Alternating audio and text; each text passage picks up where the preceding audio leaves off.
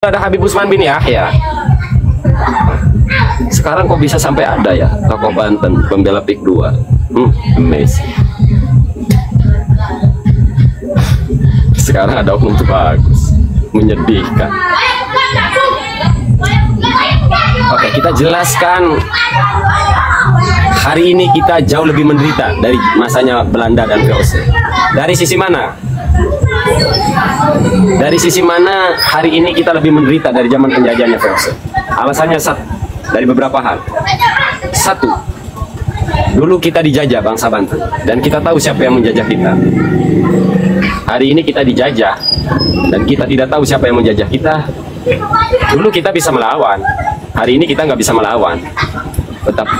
Betapa pedihnya hati, seberapa besar pun air mata mengalir, tetap nggak bisa melawan. Dulu Banten dihianati tokoh agama dari luar Banten. Hari ini tokoh Banten, bahkan keturunan Maulana Hasanuddin, oknum, lebih suka menaruh harapan, menaruh harapan kepada PIK 2. Luar biasa. Jadi seorang tuh bagus tidak menjaga martabat dan kehormatannya. Buat aguan tunduk di hadapan Kesultanan Banten. Itu yang sedang saya perjuangkan, Pak Kiai. Saya ingin menjaga marwah tuh bagus. Sehingga ketika saya dihubungi datang ke Banten, marah dari kalangan tuh bagus.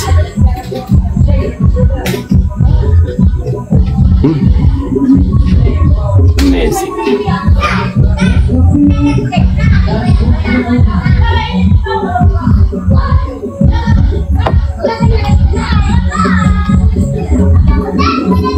Sudah waktunya hari ini Mahesa mengingatkan para tubagus.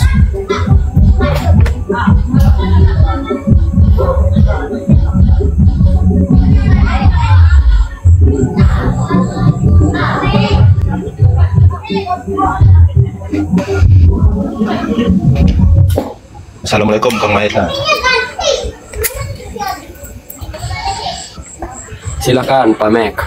Ya, yang sesuai tema yang saya nanti karena kaitannya dengan penasaran untuk ingin tahuan saya dengan lain Kang Mahesa. Halo? Halo? Ya, halo, kedengaran mana? Ya, ini kaitannya dengan PIK 2 ini. Jadi yang saya dapat informasi paling viral itu tentang PIK 2 ini di Kang Mahesa aja gitu. Jadi PIK 2 ini karena saya penasaran apa sih PIK 2 itu, saya cari di YouTube, di Google atau apalah. Oh, pintar. Jadi nanyanya keluar, nanyanya jangan ke saya karena betul. Jadi sampean pintar, jadi nanyanya keluar mengambil informasi tentang apa itu PIK 2 karena saya mah posisinya ini ya sebagai gambaran ya gini Kang Mahesa. Karena di sini saya lihat di YouTube kebanyakan informasi tentang PIK 2 itu hal yang positif. Jadi di sini kita bisa tahu, saya berarti kurangnya dukungan dari para netizen berarti, karena kebanyakan yang kalau kita lakukan pencarian di YouTube itu yang terlihat hal baiknya aja di PIK 2 ini.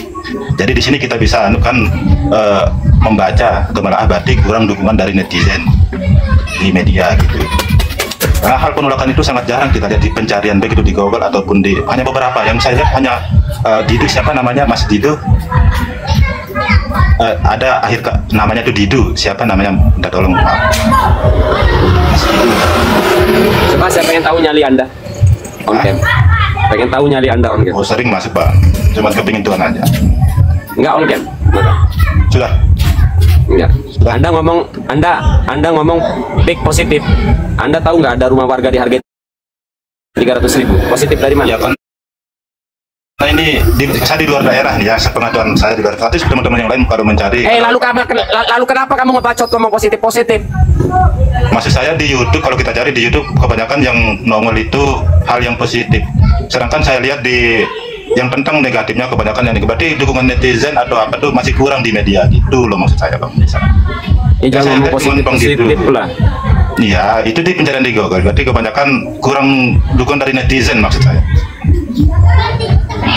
Justru itulah kenapa kemarin kita minta mengemis kepada para kiai di Banten agar mereka speak up. Karena saya tahu medsos dikuasai oleh pihak mereka semua. Apa yang jangankan dunia medsos, dunia pemerintahan dikuasai. Maka kita tidak bisa mengandalkan DPR sampai kelasnya lurah, dari mulai gubernur lurah semua pendukung PIK 2. Maka kenapa kita nuntutnya itu bukan ke pejabat.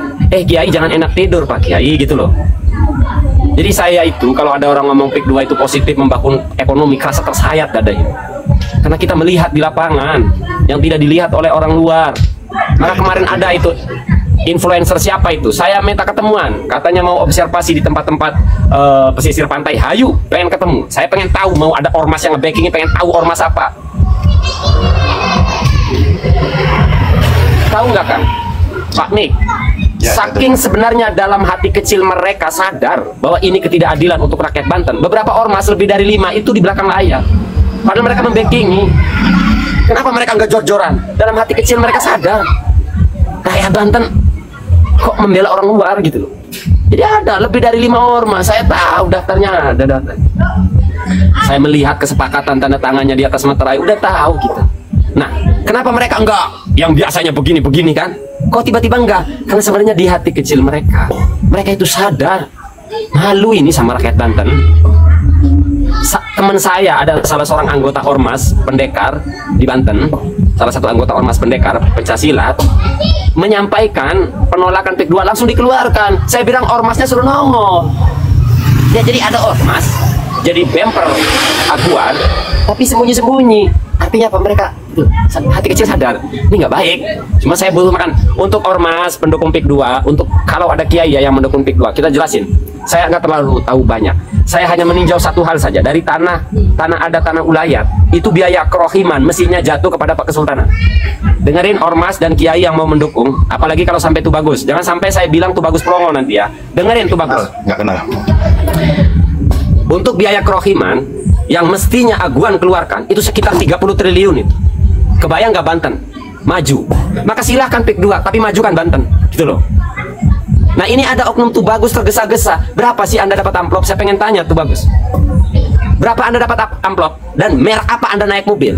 Kalaupun Anda dikasih mobil. Dan berapa lantai kalau Anda seorang kiai pesantrennya dibangunkan oleh Anda? Apalagi cuma amplop coklat.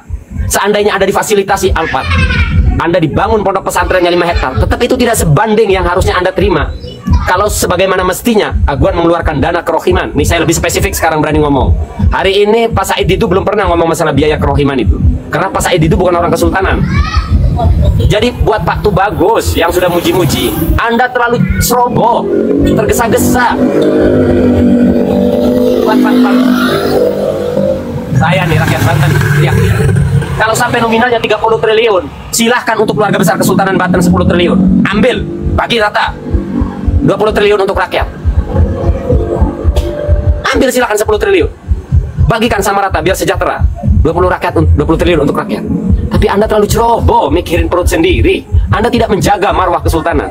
Anda tidak mengambil sejarah bagaimana Keraton Surosoan dan Kaibon lulu lantak. Pelajari sejarah Banten. Di tanah Jawa beberapa keraton masih berdiri karena mereka enjoy. Mohon maaf, nggak usah kesinggung yang lain. Mohon maaf, ini hanya sekelumit sejarah. Beberapa keraton di tanah Jawa masih berdiri. Kenapa? Mau diatur penjajah. Dulu sempat mau diatur oleh penjajah. Banten gak mau tunduk sama penjajah. Memilih keratonnya hancur, memilih sultannya sampai dibuang. Tuh keluarga Anda tuh. Itu keluarga Anda tuh. Saya buka sedikit sejarah.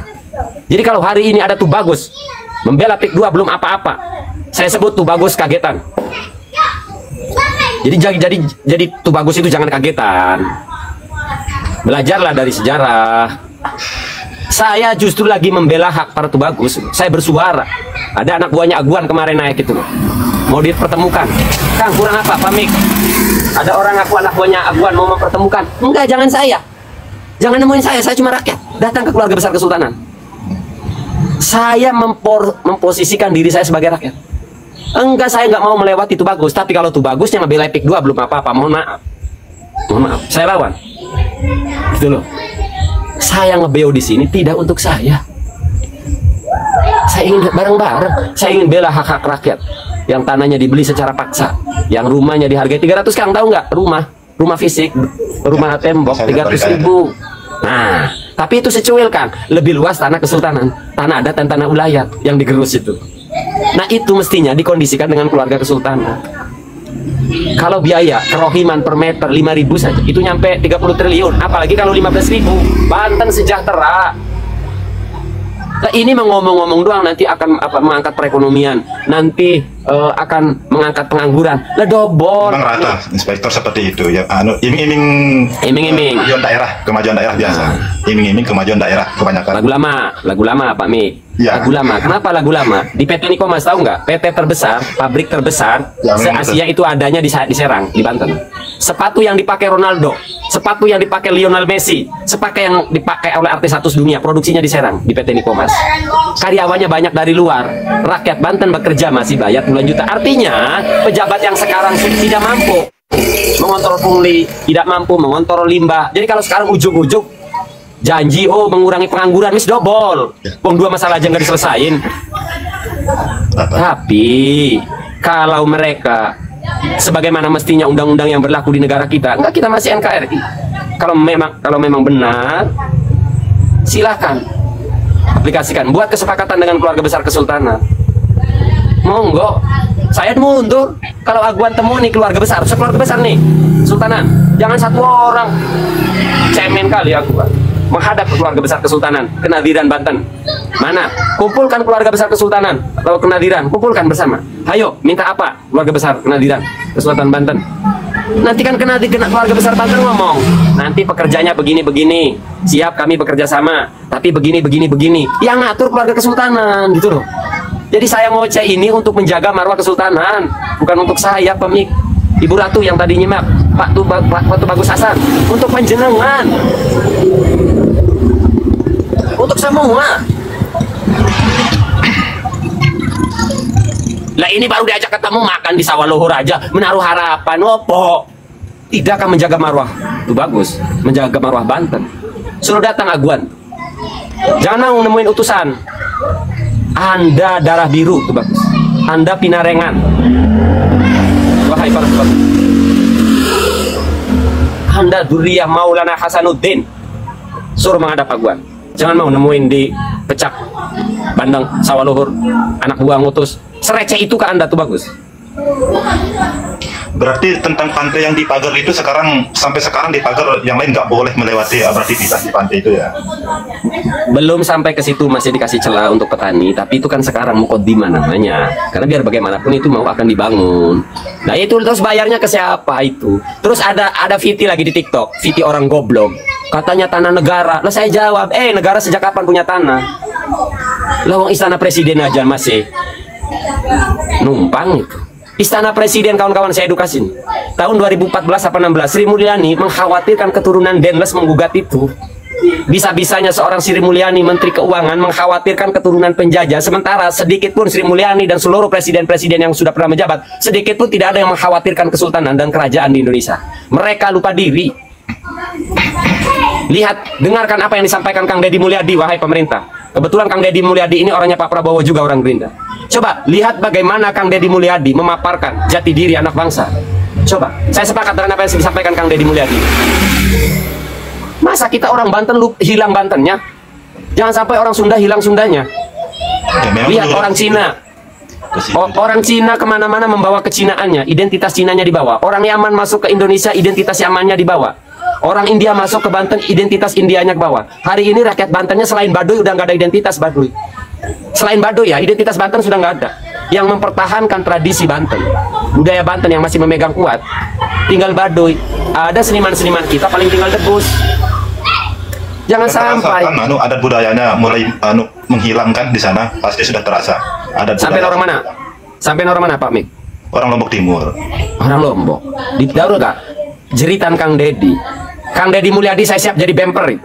Saya siap jadi bemper Kang Deddy Mulyadi. Secara personalnya dia. Saya lihat informasinya sampai dipitnah lah, seolah-olah dia mempertahankan tanahnya atau apalah, Said Didu itu juga. Nah, Pak Said Didu, bahkan kata Pak Said Didu siap memberikan kepada Aguan 10 hektar itu. Kalau tanah rakyat dibayar sebagaimana mestinya. Ya. Tahun 20 tahun lalu, masanya Presiden SBY membangun PLTU, masih 200.000 tanah. Berarti ketika itu hampir 1 gram itu. Dipikir bakal berapa capeknya Pak Said cuma sendirian dia saya lihat. Yang Makanya Pak Mek ketika di framing Pak Said Didu demi kepentingan pribadi. Lah terus kalau rakyat Banten membela rumahnya, kepentingan pribadi juga. Lihat framing media. Pak Said Didu itu memperjuangkan tanahnya katanya di Banten yang 10 hektar. Lah ya hak Pak Said itu. Terus besok kalau saya memperjuangkan tanah saya, kepentingan pribadi juga. Framingnya keren kan nih buzzer-buzzer ini. Nah ini makanya ada TikToker itu loh, siapa itulah ya, influencer itu. Ayo observasi di mana, saya datangin Anda. Silakan kau bawa backingan, berapa ormas bawa backingan. Masa sendiri turun. Pengen tahu muka-mukanya itu loh. Dari ormas mana aja itu yang bela ini. Semua Pemdes maupun PNS